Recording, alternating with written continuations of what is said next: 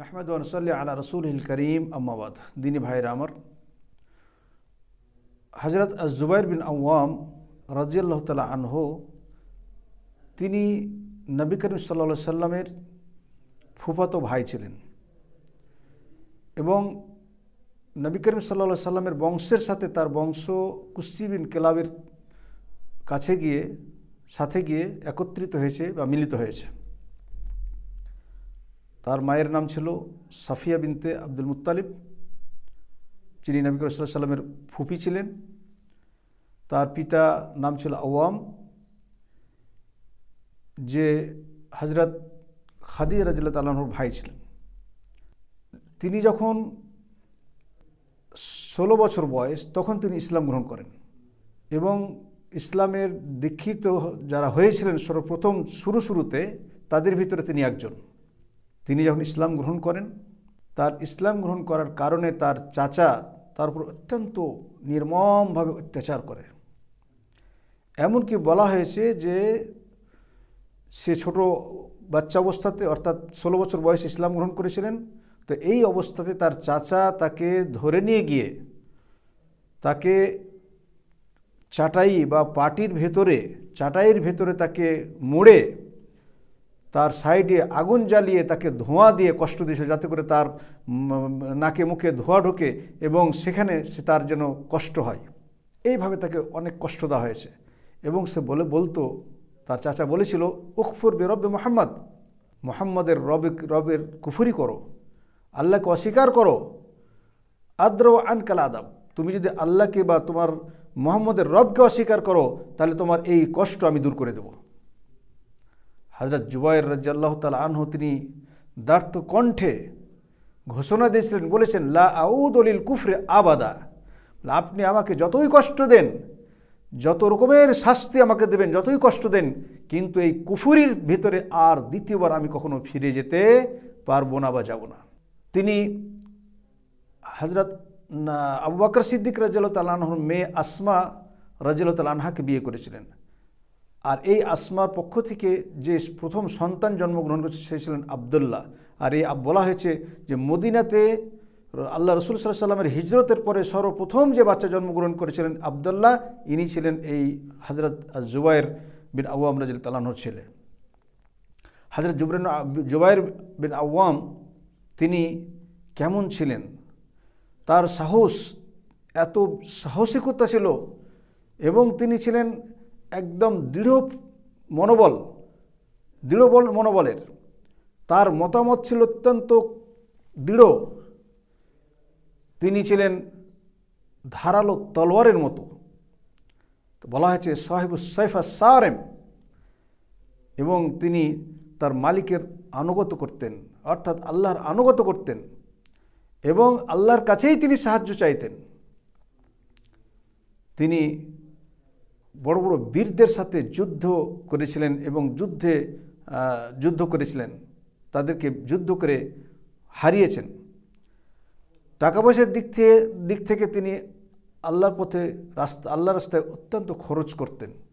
তিনি ছিলেন দ্বীনের উপর অবিচল এবং অর্থের দিক থেকে সহনশীলতা ছিল তার ভেতরে। হযরত যুবাইর বিন আওয়াম তিনি ছিলেন হাওয়ারি রাসূল। বলা হয়েছে যে হাওয়ারি বলা হয় যে কোনো ব্যক্তির খাস এবং বিশেষ ব্যক্তিকে, বিশেষ তার সাথে সম্পর্ক এবং বিশেষভাবে যে সাহায্যকারী। তো নবী করিম সাল্লাল্লাহু আলাইহি সাল্লাম তিনি খাস ব্যক্তি ছিলেন এবং তিনি হাওয়ারি ছিলেন। বিশেষ বিশেষ জায়গায় যে কোনো সময়ে নবী করিম সাল্লাল্লাহু আলাইহি সাল্লামের জন্য সাহায্যের জন্য তিনি দৌড়িয়ে আসতেন। নবী করিম সাল্লাল্লাহু আলাইহি সাল্লাম নিজে বলেছেন, ইন্না লিকুল্লি নাবিয়্যিন হাওয়ারিয়্যান ওয়া হাওয়ারিয়্যু আয-যুবাইর। প্রত্যেকটি নবী এবং রাসূলদের হাওয়ারি বা খাস বিশেষ লোক থাকে, বিশেষ সাহায্যকারী থাকে, আর আমার সাহায্যকারী, আমার বিশেষ লোক হলো হযরত যুবাইর রাদিয়াল্লাহু তাআলা আনহু। মুসনাদ আহমদের হাদিস। তিনি ছিলেন 10 জন সুসংবাদপ্রাপ্ত জান্নাতি ব্যক্তির একজন। আল্লাহ তাআলা তার উপরে রাজি হন, জান্নাতুল ফিরদাউস তাকে দান করুন। নবী করিম সাল্লাল্লাহু আলাইহি সাল্লাম তার বিষয়ে জান্নাতুল ফিরদাউস বা জান্নাতের সুসংবাদ দিয়েছেন। আল্লাহ রাসূল সাল্লাল্লাহু আলাইহি সাল্লাম বলছেন, কালা আবু বকর ফিল জান্নাহ ওয়া উমর ফিল জান্নাহ ওয়া উসমান ফিল জান্নাহ ওয়া আলী ফিল জান্নাহ ওয়া তালহা ফিল জান্নাহ ওয়া যুবাইর ফিল জান্নাহ। জান্নাতের সুসংবাদ দিয়েছেন তিরমিজির হাদিস।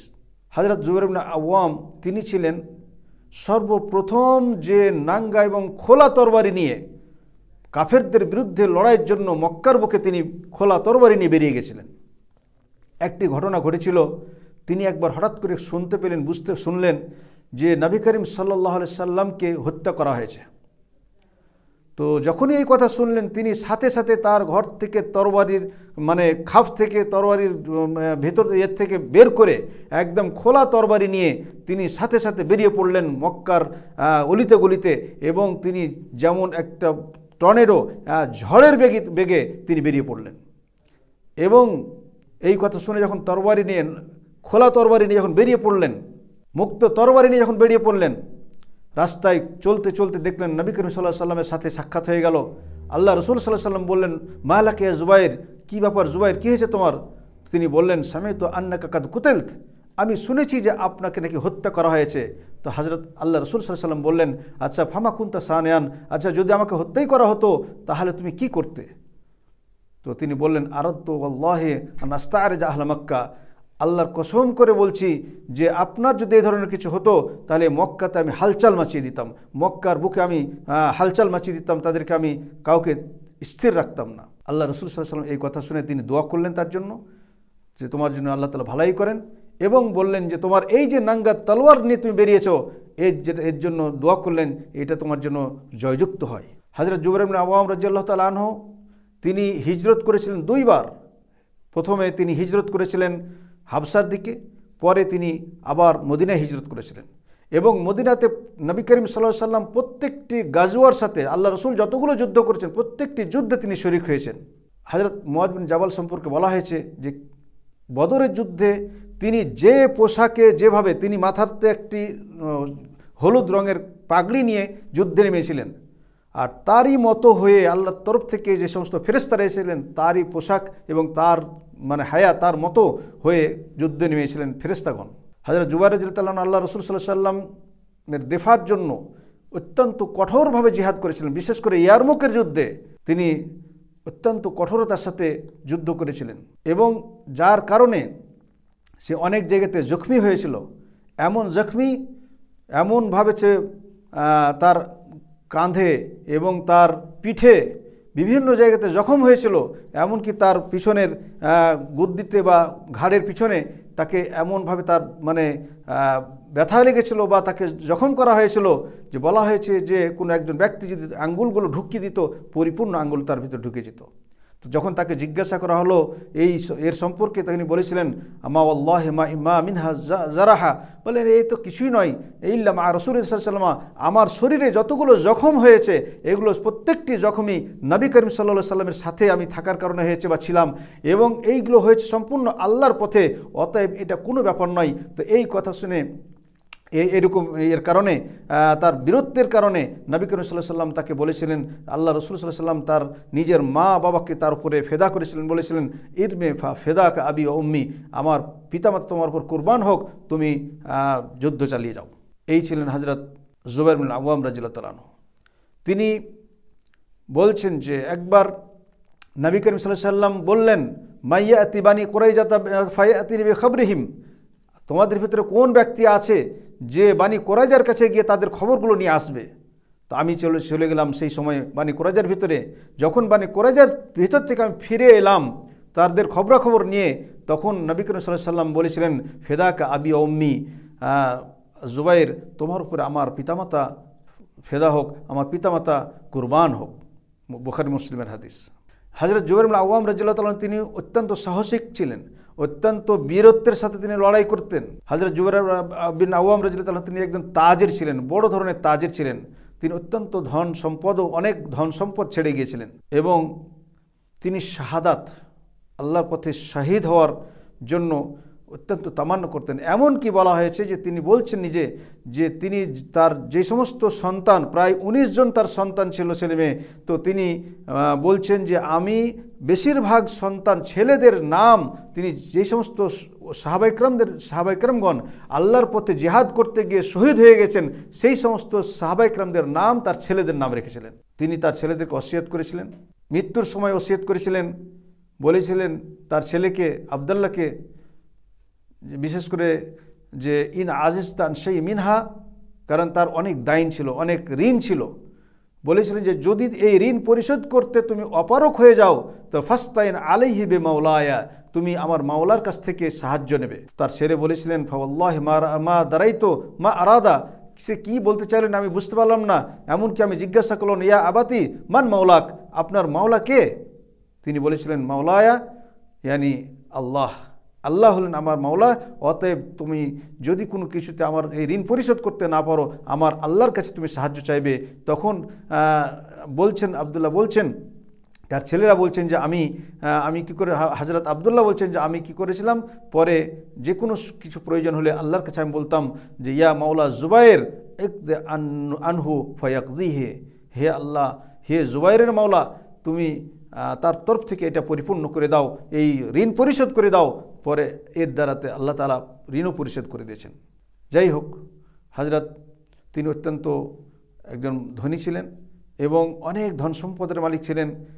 বলা হয়েছে যে প্রায় 59 মিলিয়ন দিনারের মালিক ছিলেন তিনি, 59 মিলিয়ন দিনার, তার থেকেও কিছু বেশি। যাই হোক, তিনি আল্লাহর পথে শহীদ হয়েছিলেন।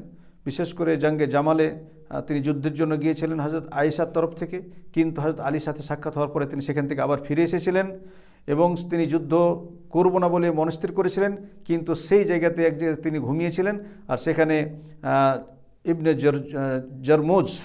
জারমুজ বলে একজন লোক তার উপরে মানে সে ঘুমন্ত অবস্থায় তাকে হত্যা করে ফেলে। আর এই হত্যা করার পরে যখন এই লোকটি যখন হযরত আলীর কাছে আসে খুশি হয়ে, তখন হযরত আলী অত্যন্ত দুঃখের সাথে এবং রাগান্বিত হয়ে বলেছিলেন যে তিনি কান্না করেছিলেন এবং বলেছিলেন যে সামিতু রাসূলুল্লাহ সাল্লাল্লাহু আলাইহি ওয়াসাল্লাম ইয়াকুল বাশশির কাতিলা ইবনে সাফিয়াতা বিন্নার, আমি আল্লাহ রাসূল সাল্লাল্লাহু আলাইহি ওয়াসাল্লামের কাছে শুনেছি যারা ইবনে সাফিয়া অর্থাৎ জুবাইর ইবনে আওয়ামকে হত্যা করবে তাকে জাহান্নামের সুসংবাদ দিও। হযরত জুবাইর রাদিয়াল্লাহু তাআলা আনহু আল্লাহ তাআলা সন্তুষ্ট হয়েছেন, তিনি আশারে মুবাশশারা বিল জান্নাত ছিলেন, জান্নাতে সুসংবাদ 10টি প্রাপ্ত 10টি সৌভাগ্যবান ব্যক্তির একজন ছিলেন তিনি। তো এই হযরত জুবাইর রাদিয়াল্লাহু তাআলা আনহু তিনি এইভাবে তার ইন্তেকাল হয় এবং আল্লাহ তাআলা তাকে জান্নাতবাসী করেন। নবী করিম সাল্লাল্লাহু আলাইহি ওয়াসাল্লাম তাকে জান্নাতের সুসংবাদ দিয়েছেন। আল্লাহ রাব্বুল আলামিন আমাদের সকলকে যেন সাহাবায়ে কিরামদের মতো হওয়া এবং তাদের মতো করে দিনের কাজ এবং দুনিয়াতে চলাফেরার তৌফিক দান করেন। আমিন। ওয়া সাল্লাল্লাহু আলা নবিয়িনা মুহাম্মদ। আসসালামু আলাইকুম ওয়া রাহমাতুল্লাহি ওয়া বারাকাতুহু।